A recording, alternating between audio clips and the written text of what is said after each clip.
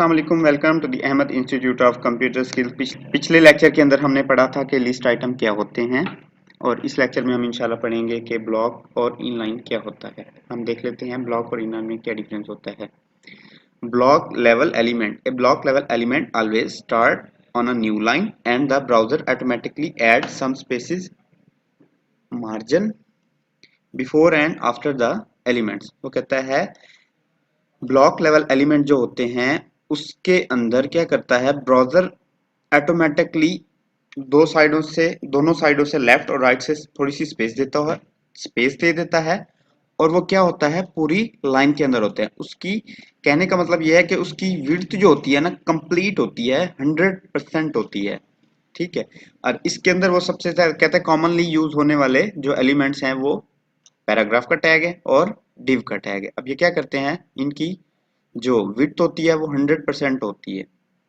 100% जितना भी एरिया होता है उसके मुताबिक होती है और इसको दो साइड से लेफ्ट से और राइट से थोड़ी थोड़ी स्पेस होती है जिसको हम मार्जिन कहते हैं।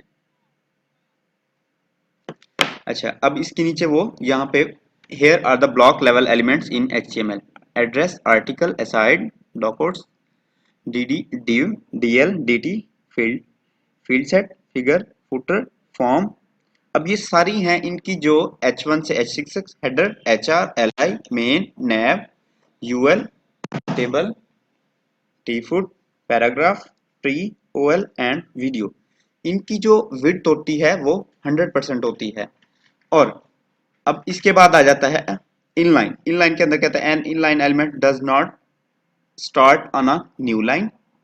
N inline elements only take up as much width as necessary. This is a span element inside a paragraph. अब वो कहता है कि ना जो इनलाइन एलिमेंट्स होते हैं ये जस्ट उतनी ही स्पेस लेते हैं जितना इनके अंदर कंटेंट होता है, एक्स्ट्रा स्पेस ये नहीं लेते। एक्स्ट्रा ये जो स्पेस एक्स्ट्रा जो जगह होता है वो ऑक्यूपाई नहीं करते। कहता है here are the inline elements in HTML: anchor tag,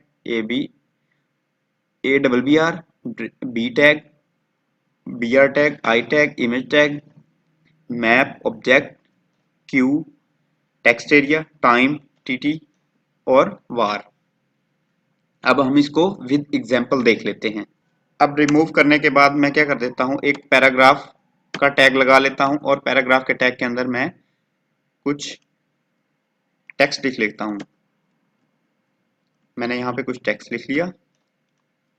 अब मैं इसको जब रिफ्रेश करूंगा तो मैं देखूंगा कि इसने इतना हमने टेक्स्ट लिख दिया। अब हम देखना ये चाह रहे हैं कि ये इनलाइन है या ब्लॉक है। तो अब हम इसको कैसे चेक करेंगे, हम यहाँ पे अपना स्टाइल लिख देते हैं, स्टाइल पैराग्राफ। अब पैराग्राफ के अंदर मैं क्या कर देता हूँ, बैकग्राउंड कलर, या फिर आप इसका बॉर्डर सेट कर देंगे। मैं बैकग्राउंड कलर सेट कर देता हूँ ब्लू। अब आप देखेंगे लेफ्ट साइड से और राइट साइड से हल्की सी स्पेस है और हल्की सी स्पेस होने के बाद इसने पूरा एरिया ऑक्युपाई कर लिया। और जब भी कोई एलिमेंट इसके बाद हम कोई भी टैग देंगे, कोई भी एलिमेंट देंगे तो वो नेक्स्ट लाइन से स्टार्ट होगा। लेट्स सपोज मैं यहाँ पे एक और इसको कॉपी पेस्ट कर लेता हूँ, एक और मैंने यहाँ पे पैराग्राफ दे दिया। तो अब आप देखेंगे ये पैराग्राफ एक नई लाइन से स्टार्ट हुआ। अब हम देख लेते हैं div को।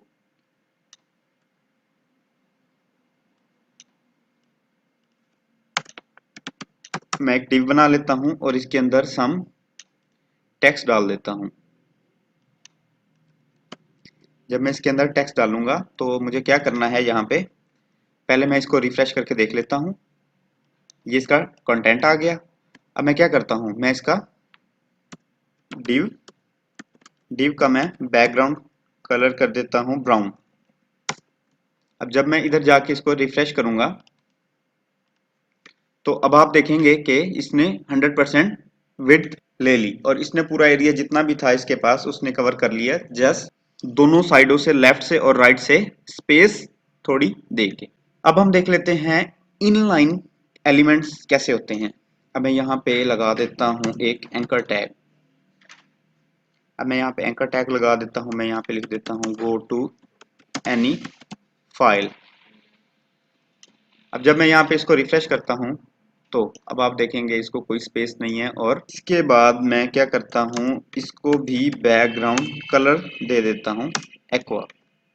अब जब मैं यहाँ पे रिफ्रेश करूंगा तो आप देखेंगे जस्ट जितना उसका कंटेंट है उतनी ही उसने स्पेस ऑक्युपाई की। अगर इसके बाद मैं एक और एंकर टैग लगाना चाहूँ और यहाँ पे लिख देता हूँ गो टू वन फाइल। जब मैं इसको रिफ्रेश करूंगा तो आपको देखने को मिलेगा कि जस्ट उसने हल्की सी स्पेस, वन स्पेस छोड़ के उसने नेक्स्ट वहीं से दूसरा एंकर टैग स्टार्ट कर दिया। इसका क्या मतलब हुआ, इसका मतलब ये होगा जितना उसका कंटेंट होगा वो जस्ट उतनी ही स्पेस, उतनी ही जगह लेगा। अब इसी तरह से मैं स्पैन को चेक कर लेता हूं। इसके अंदर अगर मैं एक ज्यादा सा टेक्स्ट डाल के देखूं तो मुझे क्या करना पड़ेगा, यहाँ पे एंकर टैग कॉमा स्पैन। अब आप देखेंगे स्पैन ने भी उतनी ही जगह ली जितनी उसके अंदर कंटेंट था। ठीक है, और आज हमने देखा कि इनलाइन और ब्लॉक में क्या डिफरेंस होता है। इंशाल्लाह हम अपनी आने वाली अगली वीडियो के अंदर देखेंगे कि क्लास क्या होती है, इसको हम कैसे यूज कर सकते हैं और आईडी क्या होती है। अपने इस चैनल को लाइक कीजिए, सब्सक्राइब कीजिए और बर वक्त मालूमात के लिए बेल आइकन को प्रेस कीजिए।